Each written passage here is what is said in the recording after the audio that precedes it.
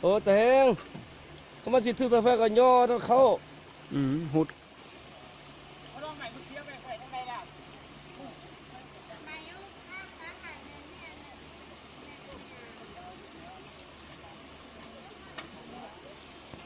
ใส่2 อันเลยนะ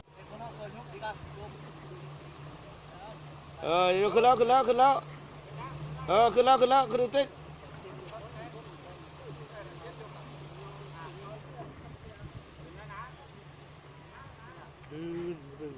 ขึ้นเตี้ยวติ๊ก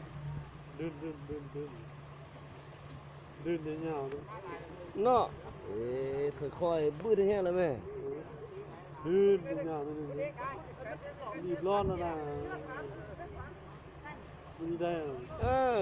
มีปัญหานะฉะนั้นเขาจะขึ้นตะฟังได้อะสมมติว่าเนาะวันนี้บ่ได้ตะฟังกันตะฟังแห้งนะบ่ว่าแหละฟังใหญ่กว่านี้นี่ดื้อแน่ไป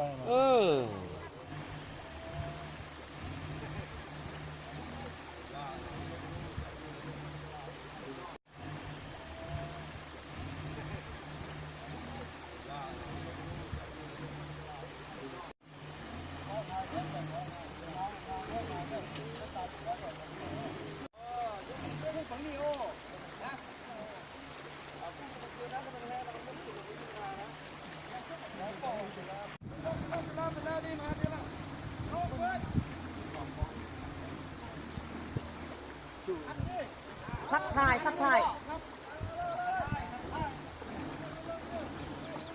นี่เราตั้งถ่ายแล้วได้ไรใช้เพื่อยกสวยมันบดีอ่ะทักทายอันนี้ว่ายกคนนี้ขึ้นนะบางยกคนมันเนาะทำไมงานตั้งขึ้นมันเฮ็ดคือว่าเอาเสียงมันแล้วเอาไม้ยาวห้ามกันขึ้นยกถ่ายให้ป่ะถ่ายมันคัดยืดรินกันยกสวยไหมบุกกาเขามอแล้วมันแต่เสียงมันเอาไม้นึกว่าเป็นยางแหละขึ้นภูเขาเนาะดอนมันต้องยืดตั้งถ่ายพวกยันรถไล่ใส่ดอนทางข้างผมมายินเลย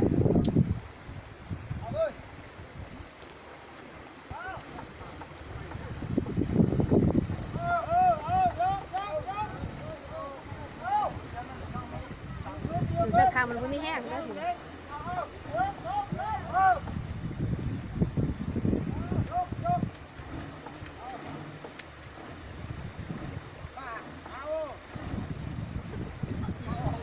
มันขึ้นผ่านหนึ่งนี่ไปให้ลาไปแล้ว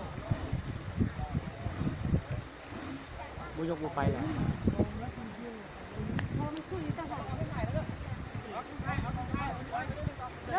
ออกถ่ายยันรถไล่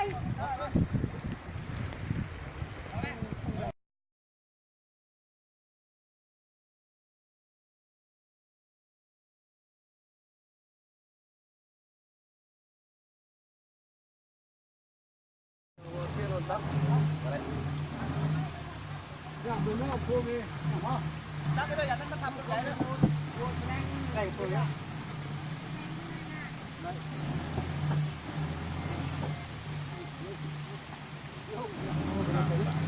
บัดนี้ปิ้นเองอ่ะรถนี่ชอบเรื่องน้ำมันก็โอ้น้ำมันใส่เยอะแยะ